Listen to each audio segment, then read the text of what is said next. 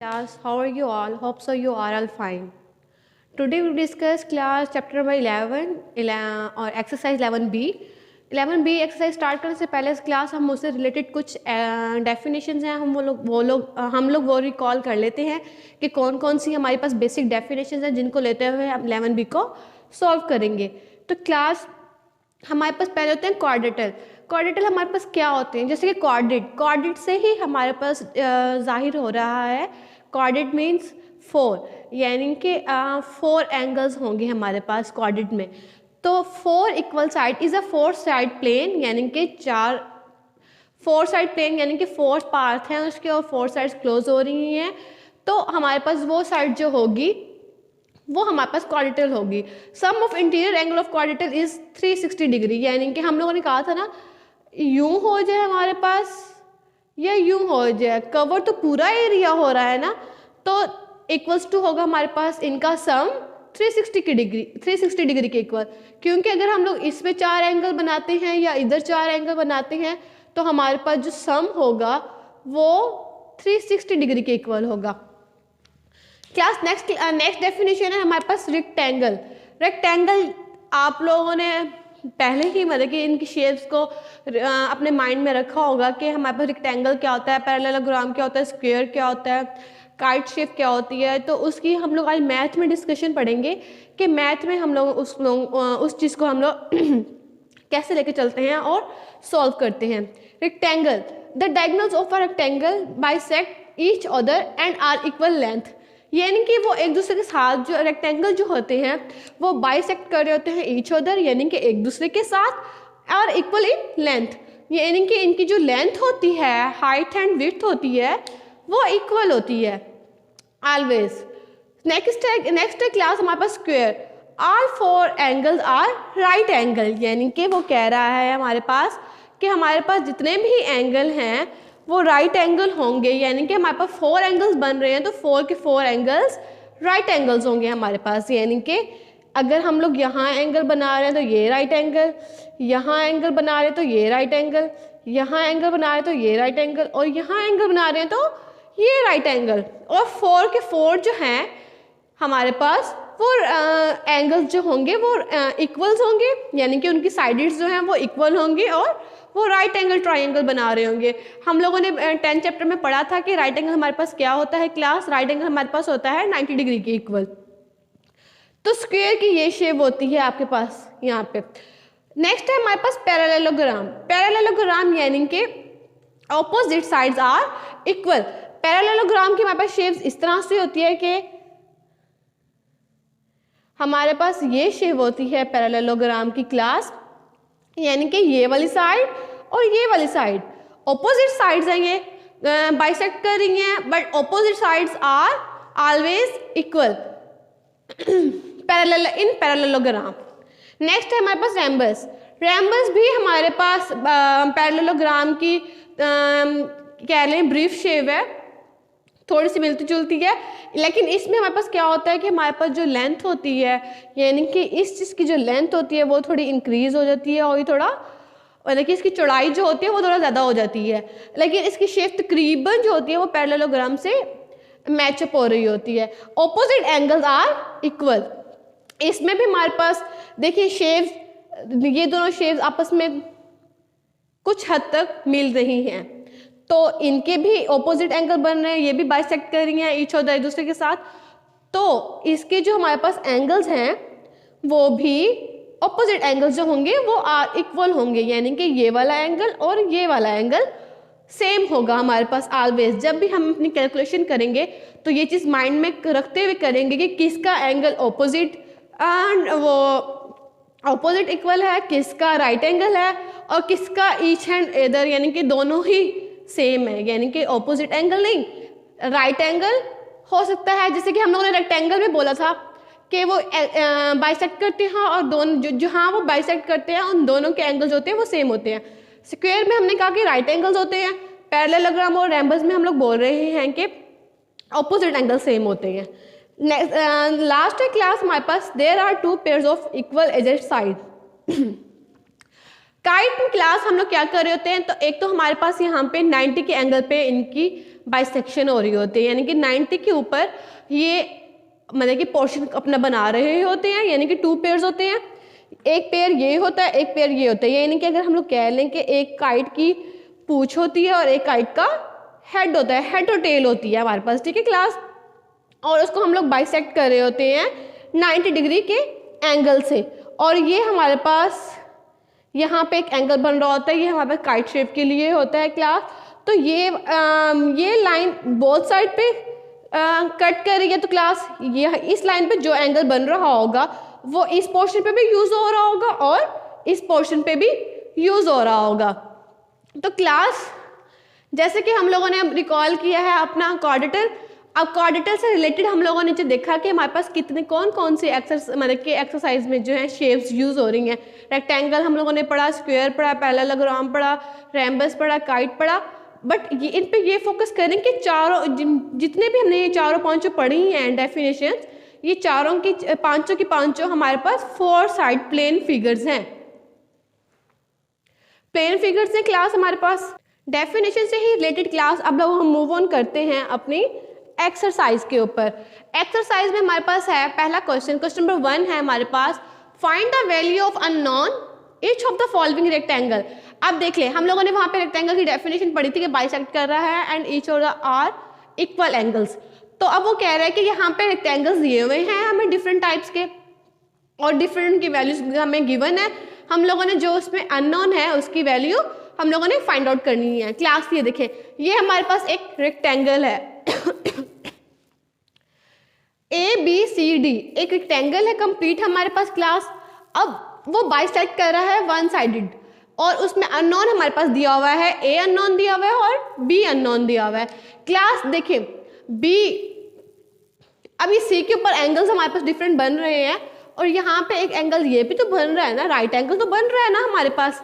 तो C के ऊपर हम लोग कह देते हैं कि वेल डिफाइंड है BCD, यानी C के ऊपर जो एंगल हमारे पास बन रहा है वो इक्वल्स टू 90 डिग्री है। ये भी हमारे पास कैलकुलेशन में है ना, अगर हम यहाँ से देखें या यहाँ से देखें A0, अब देख लें हमारे पास क्लास ये देखें A0 54 एंड 90 एंगल, तो A0 54 एंड 90 एंगल, यानी कि ये दो एंगल, यानी कि C के ऊपर जितने भी एंगल्स हमारे पास कैलकुलेट हो रहे थे हमारे पास गिवन थे, हम लोगों ने सारे एंगल्स लिख लिए और इक्वल्स कर दिया 180 डिग्री के। 180 डिग्री की क्यों किया क्लास हम लोगों ने, क्योंकि हम लोग एक साइड ले रहे हैं और उसकी कैलकुलेशन कर रहे हैं।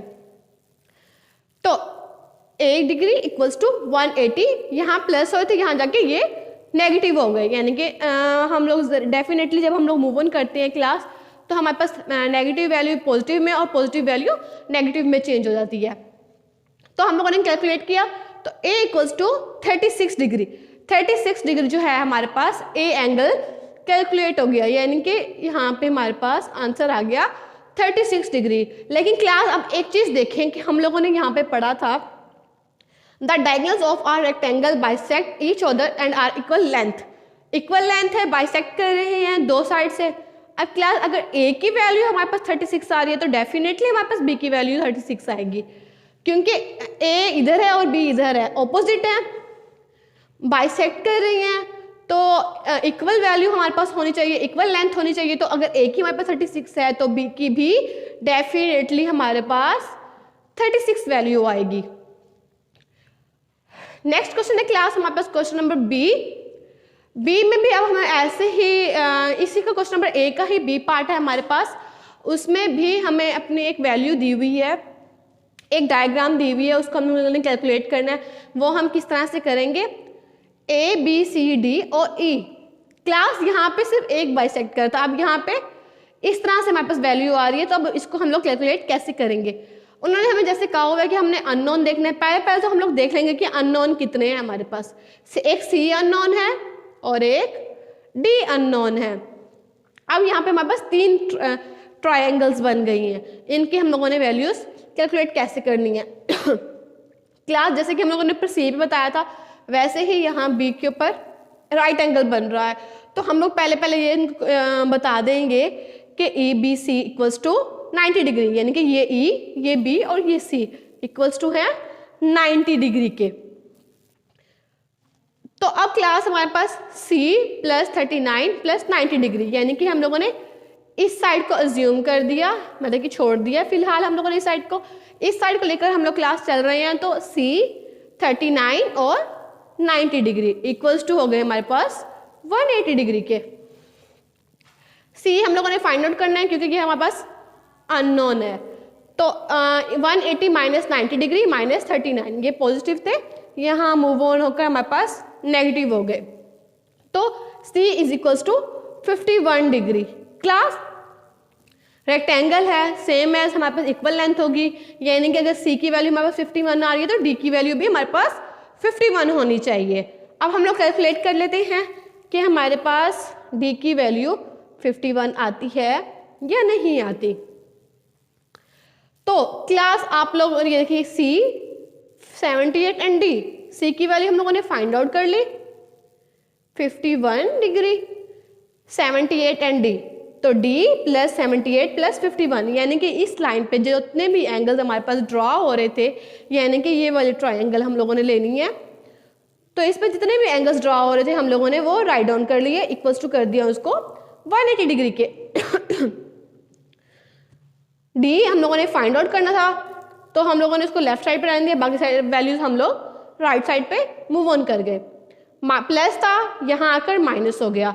जब हम लोगों ने इसकी कैलकुलेशन की, सब्ट्रैक्ट किया और सम किया, तो D की वैल्यू हमारे पास आ गई 51। तो क्लास ये तो हम लोगों ने कैलकुलेट करने से हमें डिफाइन हो गया कि हमारे पास वाकई में जो वैल्यूज की जो लेंथ आ रही है हमारे पास R इक्वल है, यानी कि C और D are equals 51 degree. Class move on question number 2। Question number 2 में हमारे पास क्लास तो क्या कह रहा है, find the value of each of the following parallelogram. Parallelogram हम लोगों ने फाइंड आउट करना है कि वो हम किस तरह से करेंगे। हमने पहले ही रिकॉल कर ली थी इसकी डेफिनेशन कि हमारे पास ऑपोजिट एंगल्स आर इक्वल। तो एक हमारे पास ये पैरेललोग्राम दी हुई है, हम लोगों ने अननोन की वैल्यू फाइंड आउट करनी है, तो अननोन हमारे पास A है एंड B है। तो क्लास देखिए 48 degree equals to 8, 106 degree equals to B। Class एक ही लाइन पे हमारे पास डिफरेंट दो एंगल्स बन रहे थे, इसलिए हम लोगों ने उसको इक्वल कर लिया, क्योंकि opposite angles are always equal. तो ये एक ऑपोजिट एंगल था और ये एक ऑपोजिट एंगल था, तो हम लोगों ने इसको इक्वल कर लिया। इसी से रिलेटेड क्लास क्वेश्चन नंबर 2 का B पार्ट है हमारे पास। ये हमारे पास एक ट्रायंगल दी हुई है, ये ऑपोजिट हम लोगों ने जैसे कहा था ये ऑपोजिट एंगल होता है, लेकिन इन्होंने हमें लाइंस ड्रॉ करके नहीं दी हुई, हम लोगों ने खुद ही डेफिनेशन को माइंड में रखते हुए अपनी कैलकुलेशन करनी है। तो क्लास ये देखिए, ये एक लाइन पे 5C एंड 4C इक्वल हो रहे हैं, तो हम पहले C की वैल्यू फाइंड आउट कर सकते हैं। 5C plus 4C equals to 180 degree, 4 और 5 9C इक्वल्स टू 180 डिग्री।